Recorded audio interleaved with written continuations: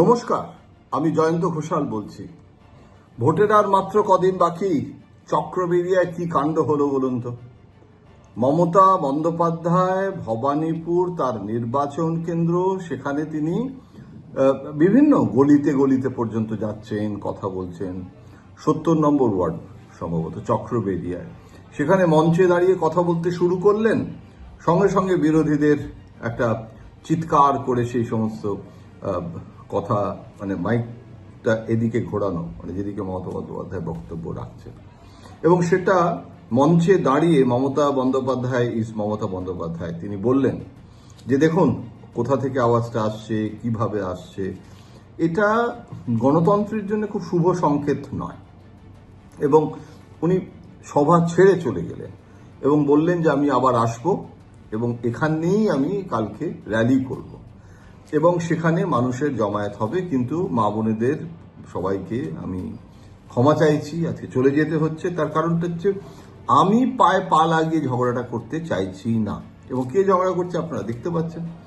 এবং সেখানে কিন্তু উনি ওনার যে মোবাইল ফোন, সেই মোবাইল ফোনে উনি ছবি তুলছেন, রেকর্ড করছেন, সবটা রাখলেন এবং বললেন যে আমাকে যদি এরকমভাবে অসভ্যতা করা হয় তাহলে আমাকে লিগ্যাল অ্যাকশন নিতে হবে এবং আমি সেই পথে যাব। কথাটা হচ্ছে যে একটা ভোট হচ্ছে, সেখানে একজন জিতবে, একজন হারবে। দুজন তো আর জিততে পারে না, একজনই জিতবে। হয় ইস্ট বেঙ্গল, নয় মোহনবাগান, এভাবেই তো খেলা হয়।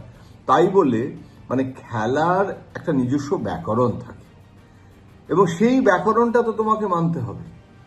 এখন সামদাম দণ্ডভেদ বুঝলাম, এবং সামদাম দণ্ডভেদের থেকেও এখন তার চেয়ে অনেক বেশি আমরা মনে হচ্ছে ইটস বিয়ন্ড সামদাম দণ্ডভেদ। কিন্তু এটা কি উচিত কাজ হচ্ছে? এটা কি অন্যায় নয়? মমতা বন্দ্যোপাধ্যায় তার বক্তব্য রাখবেন, বিজেপি তার বক্তব্য রাখবে। এখন অমিত শাহ যখন কোথাও বক্তৃতা দিচ্ছেন, তখন তৃণমূলের কিছু কতিপয় ব্যক্তিকে দিয়ে সেখানে গোলমাল পাকানো, মানে গোলমাল মানে কোনো ফিজিক্যাল কোনো ভায়োলেন্স নয়, শুধু মাইক্রোফোন নিয়ে, এটা মজার ব্যাপার নয়।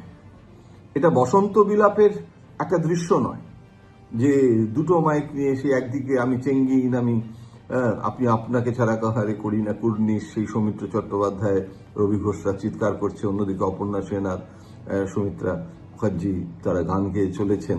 এটা এটা এটা কিন্তু সেরকম কমেডির দৃশ্য নয়। এটা একটা serious political theatre. It's a dance of democracy. এবং সেখানে আমরা গণতন্ত্রের একটা পরীক্ষা হচ্ছে। আপনি আপনার লজিক তুলে ধরবেন, আর একজন তার লজিক তুলে ধরবে, মানুষ যাকে চাইবে তাকে ভোট দেবে। এটা নিয়ে এই যে একটা সাংঘাতিক তুতু ম্যায়, এটা তো আমার কোনোদিনই ভালো লাগে না। এখন তো যেটা হলো, এটা চক্রবেরিয়ার ঘটনাটা না, মানে এটা এটা একেবারেই কাম্য নয়। শুভেন্দু অধিকারী আজকে যদি এখানে ভবানীপুরে তিনি কালকে বক্তৃতা দেবেন, তো এই একই ঘটনাটা যদি তার সঙ্গে করা হয়, সেটা কি ওনার ভালো লাগবে?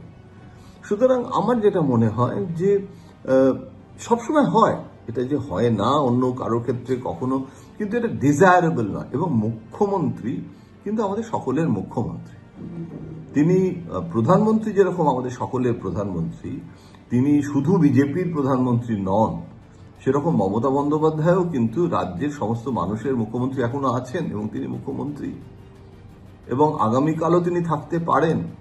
থাকার মানে আপনি ভোটের ফলাফল বেরোনোর আগেই বলতে পারেন না যে নির্বাচন কমিশন ঘোষণা করে দিতে পারে না যে মমতা বন্দ্যোপাধ্যায় মুখ্যমন্ত্রী নন, বিজেপির লোক মুখ্যমন্ত্রী হয়ে গেছে। এটা আর যাই হোক, এখন তো সেটা ঘোষণা হয়নি। জিতে গেছি, এটা একটা রণকৌশল হতে পারে। দ্বিতীয় দফার যে ভোট হবে, সেই ভোটে মমতা বন্দ্যোপাধ্যায়ের শক্তি তো বেশি, এবং সেখানে প্রভাবিত করার জন্য মানে ভোটারদেরকে, এটা আমি জানি না কি পরিণতি হবে। কিন্তু চক্রবেরিয়ার যে ঘটনা, সেই ঘটনাটা আর যাই হোক খুব গৌরবের নয়, এবং সেই ঘটনাটা কিন্তু আসলে কোথাও একটা দুর্বলতার প্রকাশ। তবে কি ভোটের আগে বিজেপির ভয় পাচ্ছে? বিজেপির এখানে কি ভবানীপুরে শুভেন্দু অধিকারীর হেরে যাওয়ার সম্ভাবনাই বেশি, সেই কারণেই কি এই ধরনের আচরণ? এই প্রশ্নগুলো কিন্তু সঙ্গত, অসঙ্গত তো নয়।